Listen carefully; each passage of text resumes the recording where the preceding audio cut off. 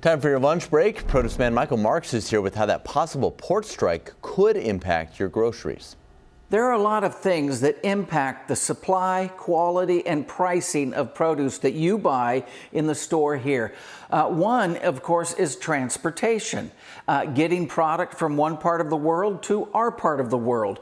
That, of course, can be disrupted by a possible dock strike beginning October 1st. So what will that impact? Well, we're lucky that it's not impacting a lot right now, except one main item. Yeah, this main item, bananas. This is the #1 imported fruit in America. It's the #1 fruit purchased in America. And all of it comes from the southern hemisphere to the northern hemisphere. And it all comes on a boat. And if those boats cannot be unloaded, those bananas cannot get to the stores. So that's going to impact a lot of things with bananas. We're very fortunate, however, that we have not started the Chilean fruit season. We normally get the first boats from Chile, which has peaches, plums, nectarines, and they'll have all the berries and even asparagus from Chile and also from Peru. Those normally start arriving somewhere the first week of November, maybe the last week of October. So that hasn't been impacted yet. If it's a long strike, it certainly will impact Chilean fruit and vegetables coming from the southern hemisphere. So that will have a big impact.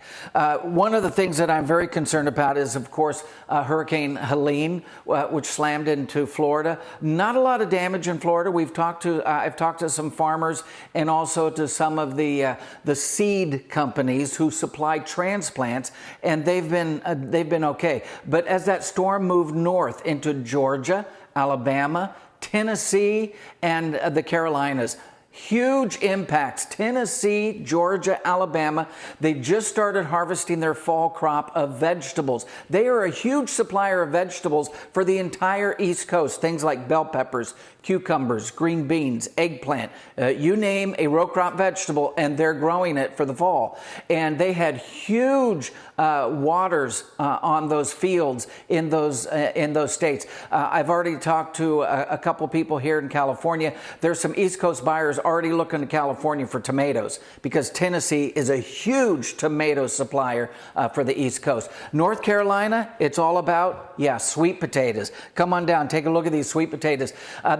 North Carolina supplies about 60 to 66% of all the sweet potatoes for the country. A third of those comes from Sampson, Johnston, and Lenoir counties, and they were deluged with water. They're trying to get that water off the field as quickly as possible. They're right in the middle of the harvest for the fall, for their fall crop. They're right in the middle, and if that water stays on the ground for more than 48 hours, those plants die, and they can't harvest those plants. Those tubers begin to decay immediately.